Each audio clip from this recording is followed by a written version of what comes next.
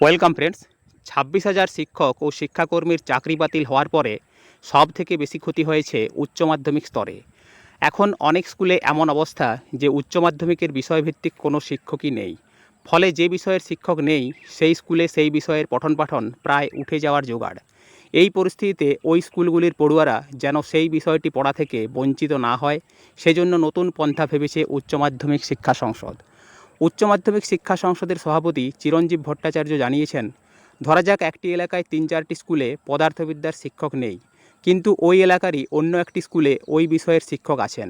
তাহলে যে স্কুলগুলিতে শিক্ষক নেই সেই স্কুলের পড়ুয়ারা যে স্কুলে পদার্থবিদ্যার শিক্ষক আছে সেই স্কুলে গিয়ে সপ্তাহে 1 দিন বা 2 দিন পদার্থবিদ্যার ক্লাস করে আসবে। তিনি বলেন, আমরা স্কুলগুলিকে বলছি যতদিন পর্যন্ত চাকরিহারাদের সমস্যার সমাধান না হয় ততদিন পর্যন্ত যাতে এই ব্যবস্থা চালু থাকে। তাহলে পড়ুয়ারা অন্তত উচ্চ মাধ্যমিক স্তরের পড়াশোনার মাঝখানে অথই জলে পড়বে না। আগামী সেপ্টেম্বরে উচ্চ মাধ্যমিকের 3য় সেমিস্টার হওয়ার কথা। 3য় সেমিস্টার এবং 4র্থ সেমিস্টার মিলে উচ্চ মাধ্যমিকে মূল্যায়ন হবে। ফলে আর বেশি সময় নেই। এই পরিস্থিতিতে পড়ুয়াদের ক্লাস করা খুব দরকার। চিরঞ্জীববাবু বলেন, এই পদ্ধতিতে পড়ানোর কথা কিন্তু রাজ্যে জাতীয় শিক্ষানীতিতে বলা হয়েছে। তাই আমরা শিক্ষকদের এই আবেদন করেছি।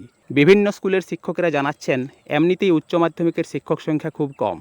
ফলে কিছু স্কুলে আগেই এই পদ্ধতিতে পড়ানো হয়েছে।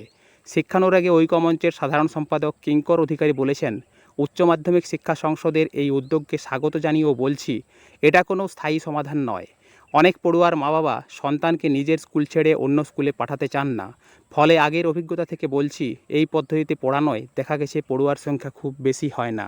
বর্তমান পরিস্থিতি দাঁড়িয়ে উচ্চ মাধ্যমিক শিক্ষা সংসদের এই সিদ্ধান্তটি উচ্চ মাধ্যমিক স্টুডেন্টদের ক্ষেত্রে কতটা কার্যকরী হয় তাই দেখার। আপনারা আপনাদের মতামত কমেন্টে লিখে জানাবেন। ধন্যবাদ।